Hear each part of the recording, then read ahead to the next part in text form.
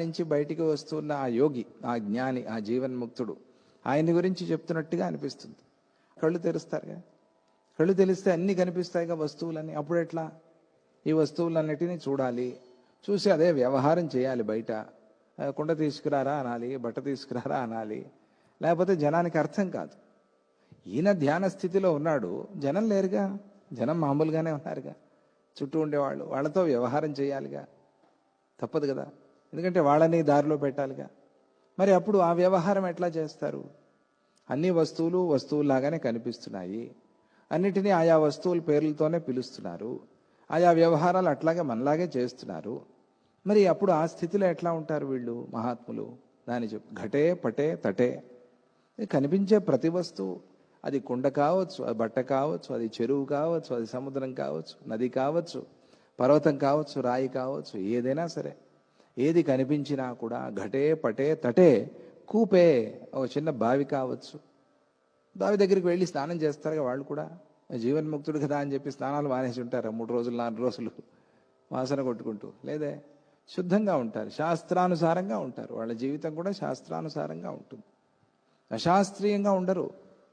ఏదో జ్ఞానం వచ్చేది నాకంతా ఒకటే అశాస్త్రీయంగా, ఇది భంగులు తాక్కుంటూ అంతా ఒకటే నాకు, అశాస్త్రీయమైన పని చేసేవాడు జీవన్ముక్తుడు కాడు, స్పష్టం అది. ఎందుకంటే వేదమే తన వాక్ అయినప్పుడు, పరమాత్మ స్వరూపమే వారైనప్పుడు అశాస్త్రీయమైన పని ఎందుకు చేస్తాడు? దత్తుడు చేసినట్టు కనిపించాడే, మరి మనకి కార్తవీర్యార్జునుడి కథల్లో ఇవన్నీ. ఆయన ఏమనాలి? ఆయన పరమాత్మ, సృష్టి అంతా ఆయనే, అది అతీతమైన విషయం, అది అతీత విషయం. ఇప్పుడు శివుడు విషం తాగాడు కదా అని చెప్పి అందరూ తాగడానికి అవుతుందా? కాలకూట విషయం ఇదే చెప్పారు భాగవతంలో. అగ్ని అంతా కాలుస్తాడు కదా అని చెప్పేసి మనము కాలుస్తామని పోతే కాలేపోతారు అంతే కదా. అలా కాదు, అది అతీతమైన విషయాలు అతీతంగానే ఉంటాయి. ఇక్కడ జీవన్ముక్తుడి విచారంలో మన మధ్యలో మనలాగానే 2 కాళ్ళు 2 చేతులు ఇట్లా తిరుగుతూ ఉండేవాళ్ళు జీవన్ముక్తులు. వాళ్ళు అశాస్త్రీయమైన పని చేయరు. అందుకనే శ్రోత్రియం బ్రహ్మనిష్టం. గురువుని శ్రోత్రియుడిగా ఉండేవాడినే పెట్టుకో. శ్రోత్రియ అంటే శృతి చెప్పినట్టుగా నడుచుకునేవాడు, వేదం చెప్పినట్టుగా నడుచుకునేవాడు, వేదానికి అతీతంగా నడుచుకునేవాడు కాదు. అది పొరపాటు, అది మళ్ళీ తప్పది. కానీ అటువంటి వాడినే పట్టుకో. ఆయన్నే పట్టుకున్నాడు కార్తవీర్యార్జునుడు. ఎవరు? శ్రోత్రియుడిగా ఉండేటువంటి గర్గ మహర్షిని పట్టుకున్నాడు. ఆయన శ్రోత్రియుడు ఏం చెప్పాడు? నువ్వు వెళ్ళి దత్తుడిని పట్టుకో అని చెప్పాడు. ఆయనకు ఆ తత్వం తెలుసు కదా, గురువు చూపించిన మార్గం అది, దత్తుడి దగ్గరికి వెళ్ళు అనేది. అలా నిదానంగా బయటికి వచ్చినప్పుడు వ్యవహారంలో ఆ జీవన్ముక్తుడు ఎట్లా ఉంటాడు? ఘటంలో కానీ, ఆ బట్టలో కానీ, ఆ చెరువులో కానీ, ఆ కనిపించే ఆ బావిలో కానీ, బావిలో ఉండే నీళ్లలో కానీ, చేదుకునే ఆ బకెట్లో కానీ, లేదా ఆ కలశంలో కానీ, చేదే ఆ తాళ్ళలో కానీ, సర్వము బ్రహ్మనే చూస్తున్నాడు. ఘటే పటే తటే కూపే స్పందమానం సదా తనౌ. ఎట్లా ఉన్నాడు? జాగ్రత్యపి సుషుప్తస్థం చిదాత్మానం ఉపాస్మ. ఇలా సర్వత్రా కూడా వాటిలో సత్ అనేటువంటి రూపంలో ఉంటూ ఉన్నది, సద్రూపం. ఆ దాన్ని చూస్తున్నాడు. ఉంది ఉంది ఉంది ఉంది అని చెప్తున్నాం కదా ప్రతి వస్తువుని. ఈ ఉంది అనుకోవటానికి ఎవరు కారణం? చైతన్యం, అదే పరమాత్మ. ఆ రూపంగా చూస్తూ ఉన్నాడు, ఆ సద్రూపంగా ఉంటూ ఉన్నది. అలాగే జరాయుజము, అండజము, స్వేదజము, ఉద్భిజం అని 4 రకాలుగా ఉన్నాయి కదా జంతువుల పుట్టుక.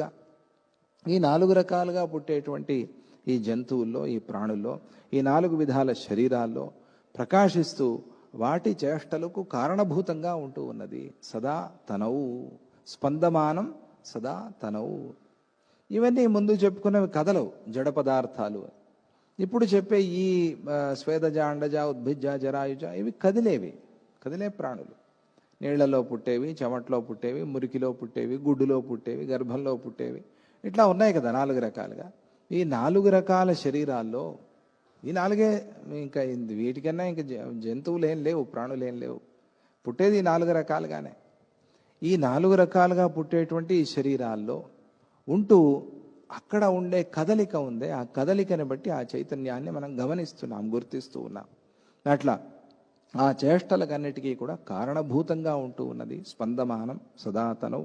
వాస్తవ దృష్టి ప్రకారంగా జాగ్రత్త అవస్థలోనూ సుషుప్తిలాగా పరమార్థత ఏ వికారాలు లేకుండా ఉంటూ ఉన్నది. జాగ్రత్యపి సుషుప్తస్థం, జాగ్రత్యపి జాగ్రత్త అవస్థలో కూడా పరమార్థంగా చూస్తే ఏ వికారాలు లేకుండా ఉన్నది.